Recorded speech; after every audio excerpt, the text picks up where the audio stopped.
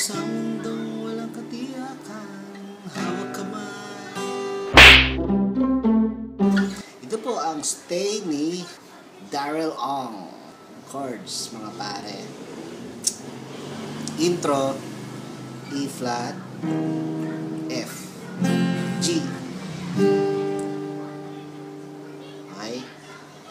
E flat, F, G. Kung nahihirapan kayo sa ipit, gawin nyo na lang. Diba dito, D. Diba dito. Usod nyo. Pero, yung tatlo na lang ang tugtugin nyo kasi pangit ang tanong niya. Kaya, dito. Kung kaya nyo ito, ipit nyo ito. Tapos D. Kung hindi nyo kaya, hindi nyo, iusod nyo yung D. Whoop! Doon. Tapos tatlong strings lang. F. Pwede rin F major 7. Itong F major 7. Oh. E flat, F major 7, G.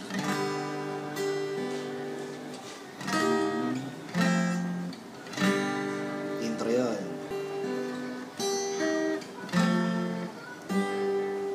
Tapos, pause kayo sa E flat. Tapos D.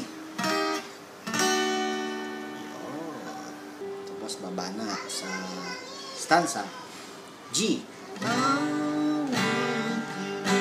E minor. C. D. G. E minor. Di ko alam ang lyrics sa kantang ito. Refrain. E minor. C.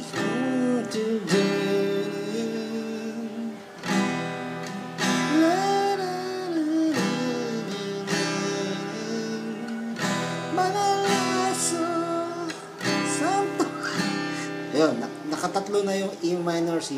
Pagkatapos ng pangatlo, ipapasok niyo ito. D. D. Chorus ulit. G.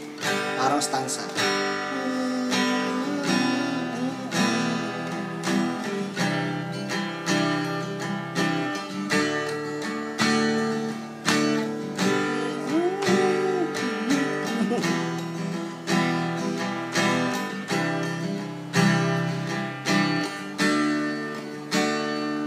Stanza ulit.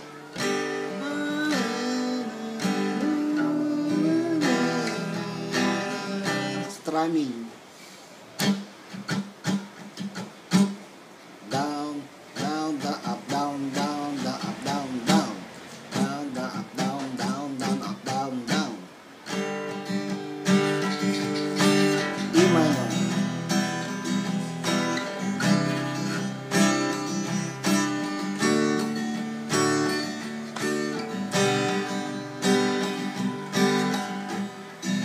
Tapos susunod, refrain ulit.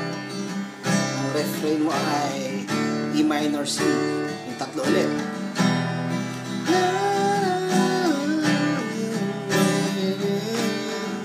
Mananasa santong kabayo. Last.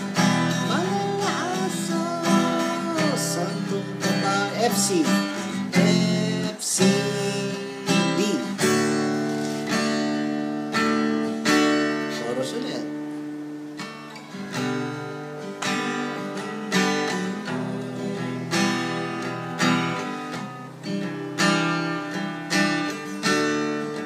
Tapos, katapos itong chorus,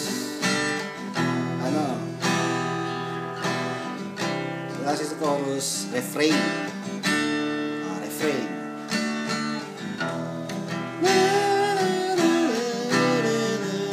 Ganun ulit ang ulit.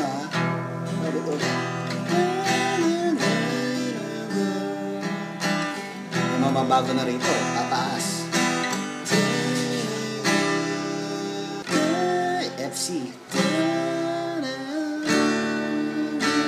Mas tataas.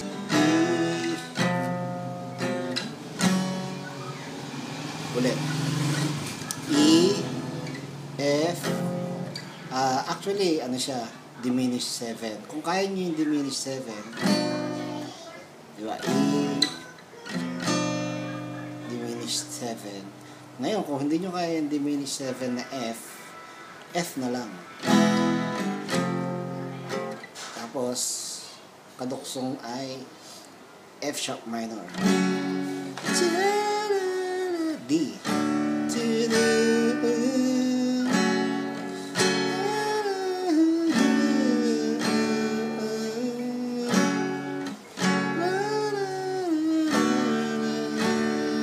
Kung nahihirapan kayo sa F sharp minor, yung tinuturo ko lagi, naka-A na nakatutok sa F sharp, yung tuturo. Yung A, dalawa lang ang tinutukan dun sa 4th fret tsaka 3rd fret and third string and 4th string. Tapos ito, hindi turo, lagay nyo sa F sharp. Yun.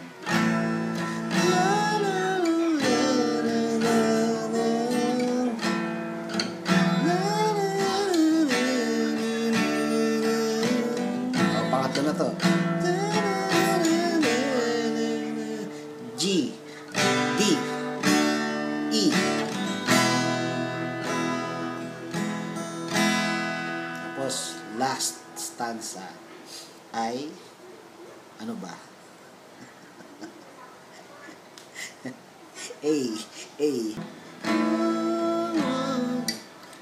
Yung last stanza, ending na ito.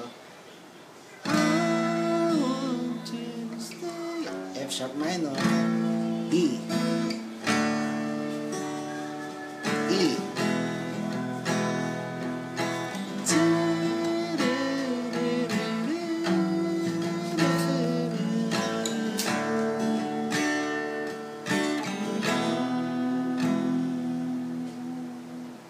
Tapos yung ending lang, parang intro kanina, pero mas mataas. F, A, F, G, A.